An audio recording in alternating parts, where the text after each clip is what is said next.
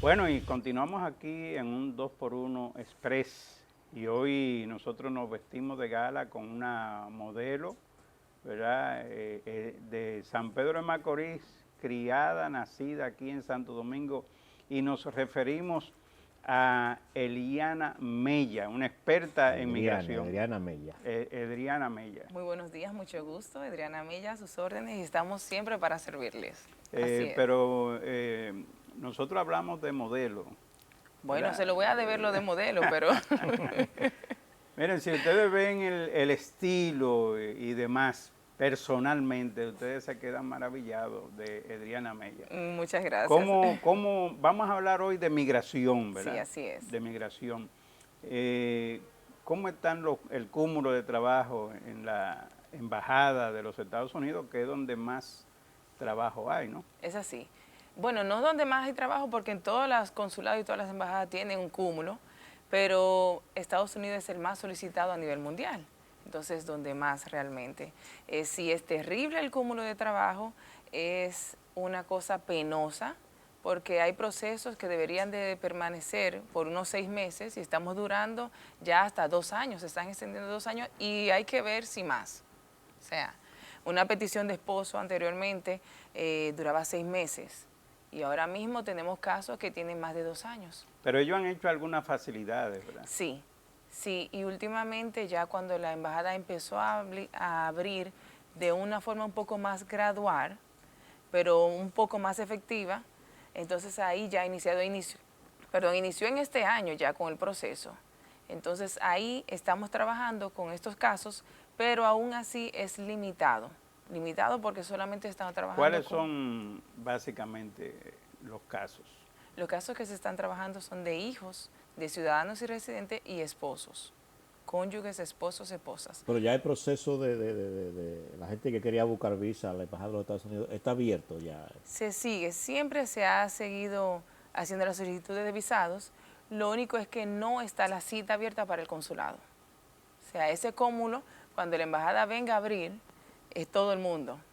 Bueno, ellos tendrán entonces un programa. Y aquellas personas, por ejemplo, que están detrás de algunas facilidades, peticiones, por ejemplo, de residencia y demás, ¿cómo marcha eso?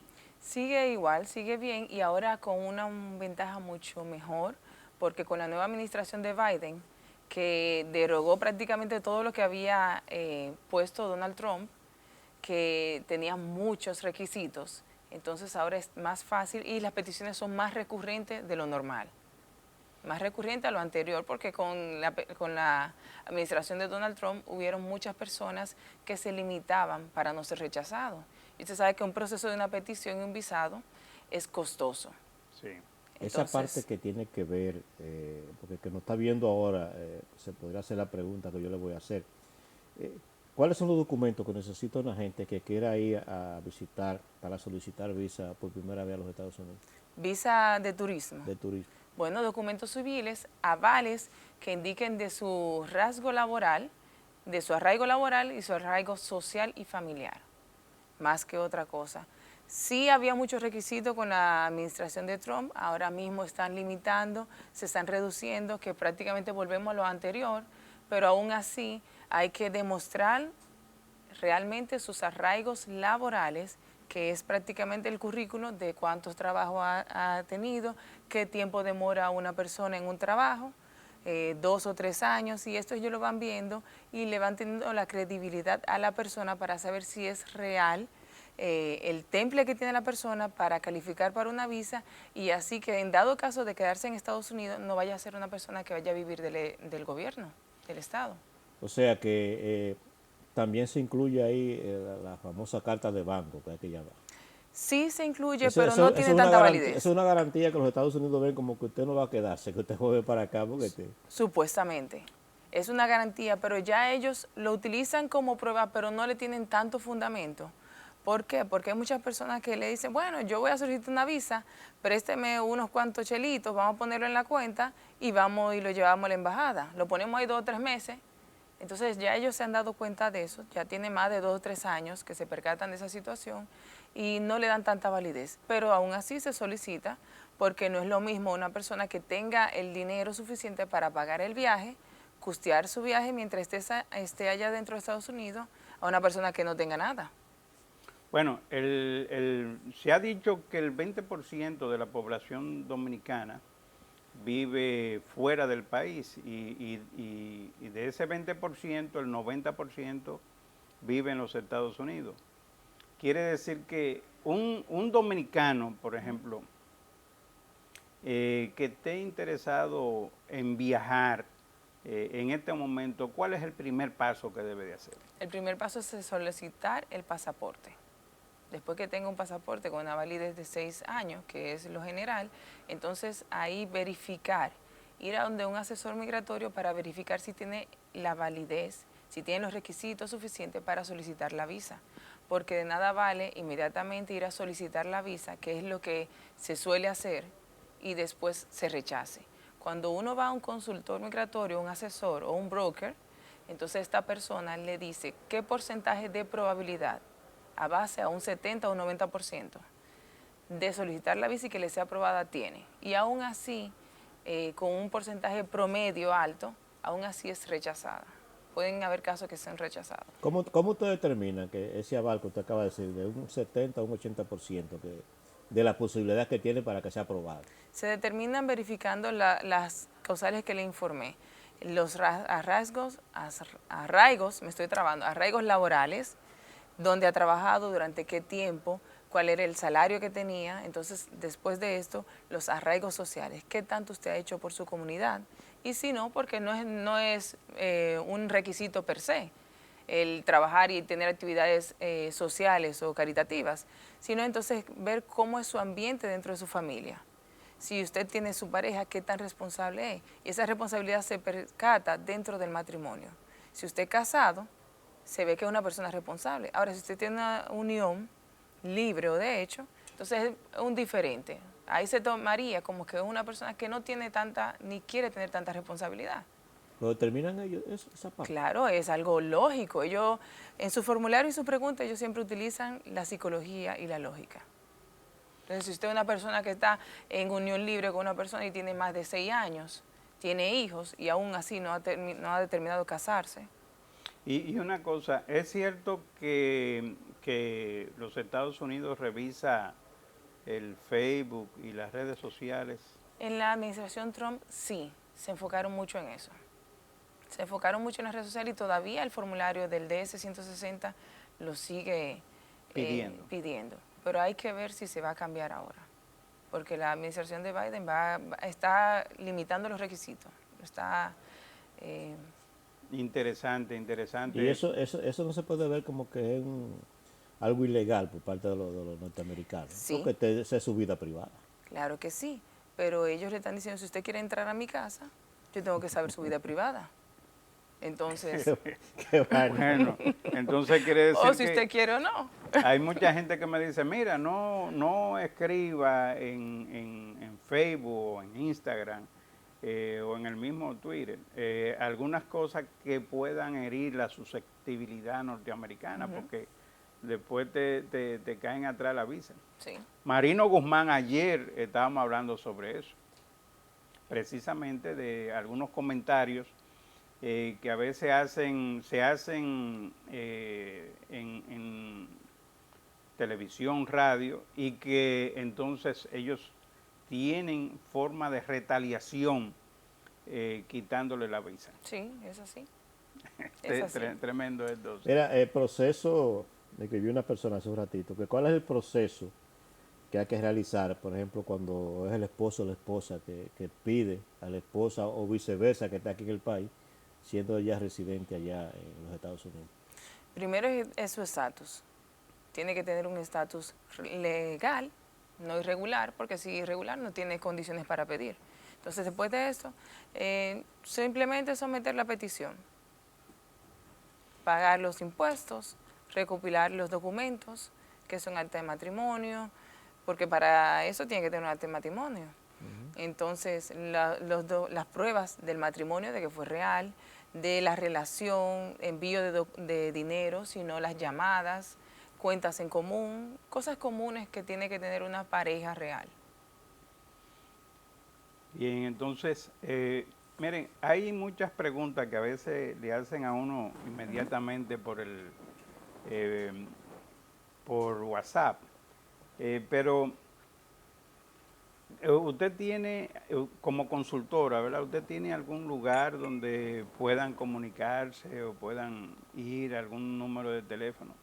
Claro que sí, mi número de teléfono es el 809-430-9092, por Instagram como Edriana Mella y en Gmail como abogadamella.em@gmail.com. Yo estoy en la privada, detrás de Celdo Centro, y también tengo una en Manganagua, ¿no? en la calle Olegario Tenares. Y prontamente podrán hacer su llamada porque nosotros aspiramos que usted tenga una sesión fija aquí en la semana. Bueno, ya un Entonces, compromiso.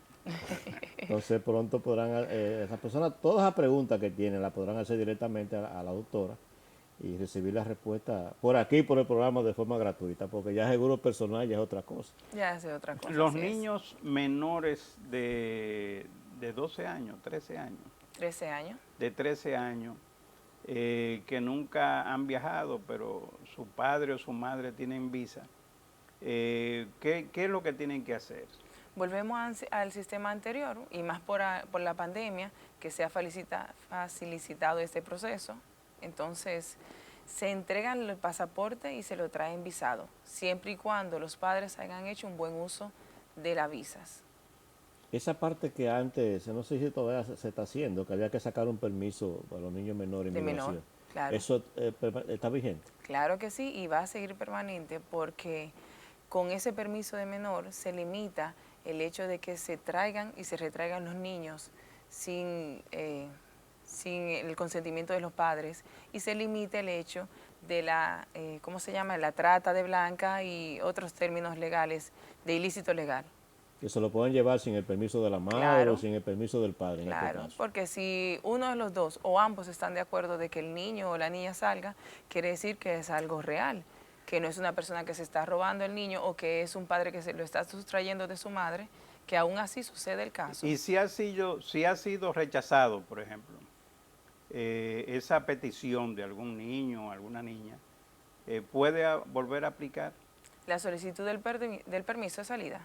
No, de la visa, Ah, claro que sí, siempre y cuando las condiciones por las cuales fueron rechazadas mejoren.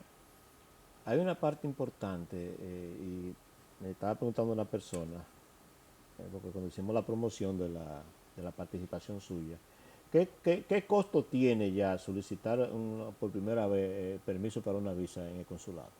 Ahora mismo el pago del impuesto ronda por unos 9,000 pesos, 8,000 y pico, 9,000 pesos, pero el proceso en sí cuesta de unos 15 a unos 20,000 pesos. En proceso cuando se hace vía a un abogado de migración, porque hay gente que llena todo su documento y sí, van hay solo. personas que pueden y realmente el sistema está hecho para eso.